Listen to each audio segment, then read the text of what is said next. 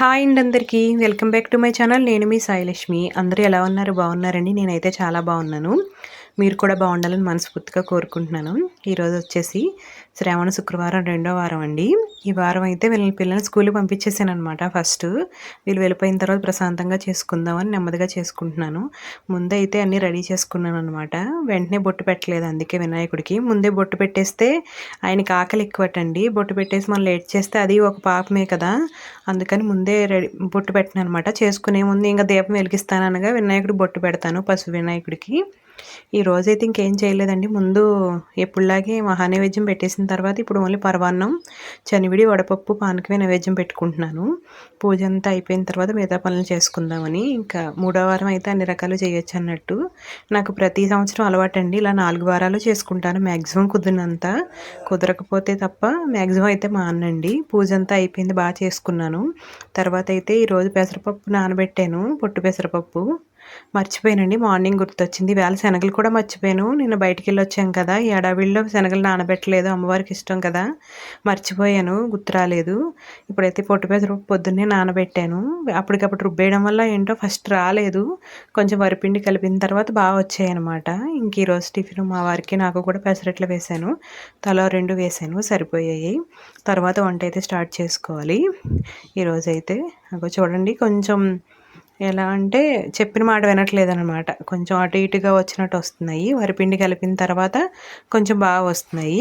వేసేసిన తర్వాత ఇంక వంట చేసుకోవాలి. తోటకూర అయితే ఉంది, ముక్కలు కోసేసి రెడీగా పెట్టాను. అదైతే కర్రీ చేయాలన్నమాట. ఈరోజు తోటకూర అల్లం పచ్చిమిర్చి పెట్టి వండుదామని అనుకుంటున్నాను. ఇప్పుడైతే ఇది అయిపోయిన తర్వాత, ఈ టిఫిన్లు అయిపోయి కొంచెం టీ తాగిన తర్వాత అప్పుడు వంట స్టార్ట్ చేస్తాను. తోటకూర అయితే ముందుగా కడిగేసి పెట్టేసుకున్నానండి. పెట్టేసుకున్న తర్వాత ఇంకా 2-3 సార్లు కడిగేసాను అనమాట. ఇసుకది ఉంటుంది కదా, చాలా ఫ్రెష్గా ఉంది. నేను పొలం వెళ్తే తెచ్చారనమాట.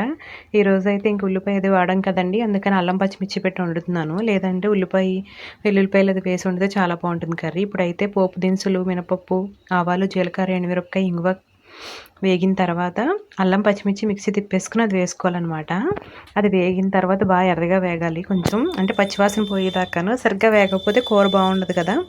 అవి వేగిన తర్వాత నీట్గా కట్ చేసుకున్న తోటకూర వేసేయడమండి. కంగారుగా కట్ చేశాను. కొన్ని బాగా వచ్చాయి, కొన్ని బాగాలేదు, పర్వాలేదు, ఫ్రెష్గానే ఉంది, మగ్గిపోతుంది కదా అని. ఇప్పుడైతే ఇది కొంచెం వేగిన తర్వాత ఇది వేసేసి కాసేపు మూత పెడితే మగ్గిపోతుంది కదండి. బాగా కలుపుకోవాలి. ఈ అల్లం పచ్చిమిర్చి కొంచెం కలిసేదాకా కలిపేసుకున్న తర్వాత మగ్గించేయడమే.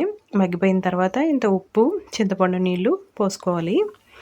నేనైతే ఇందులో కొంచెం టేస్ట్ యాడ్ అవుతుందని కొద్దిగా మెంతికారం వేసానండి, టేస్ట్ బాగుంటుంది. వేసుకోకపోయినా ఉత్త అల్లం పచ్చిమిర్చి అయినా బాగుంటుంది. నేనేంటంటే కొంచెం స్మెల్ అది బాగుంటుంది, ఇంకా టేస్ట్ బాగుంటుంది అని చెప్పి ఎప్పుడు ఇలాగే వేస్తూ ఉంటాను. వేసాను అనమాట. మెంతికారం వేసిన తర్వాత ఇంకా బాగా దగ్గర పడిపోతుంది. అప్పుడు కొంచెం చింతపండు నీళ్ళు వేసుకుని 1 నిమిషం ఉంచుకుని తీసేసుకోవడమే అండి. చాలా బాగుంటుంది కర్రీ అయితే, వేడివేడిగాను టేస్ట్ అయితేని. ఆ టైప్లో బాగుంటుంది, ఇలా కూడా చాలా బాగుంటుంది. మా వారికి ఇష్టం అండి ఈ కర్రీ. చూసారా ఫస్ట్ ఎంత ఎక్కువగా అనిందో, ఆకుకూర కదా, తర్వాత మగ్గిపోయిన తర్వాత చాలా దగ్గరికి అయిపోయింది. నా వీడియోస్ నచ్చితే లైక్ చేయండి, షేర్ చేయండి, సబ్స్క్రైబ్ చేయడం మాత్రం మర్చిపోకండి. ఇది మగ్గిపోయిన తర్వాత ఇంకొకసారి ఉంచేసి కట్టేయడమే అనమాట. ఇంకా నా ఈవినింగ్ వచ్చేసి ఇడ్లీ వేసాను అనమాట. టిఫిన్లే కదా ఇంకా అందరికీ అని. ఇడ్లీలోకి చట్నీ నా స్టైల్లో చూపిస్తున్నాను. పల్లీలను, పుట్నాల పప్పు ఒకసారి వేయించేసుకున్నాను.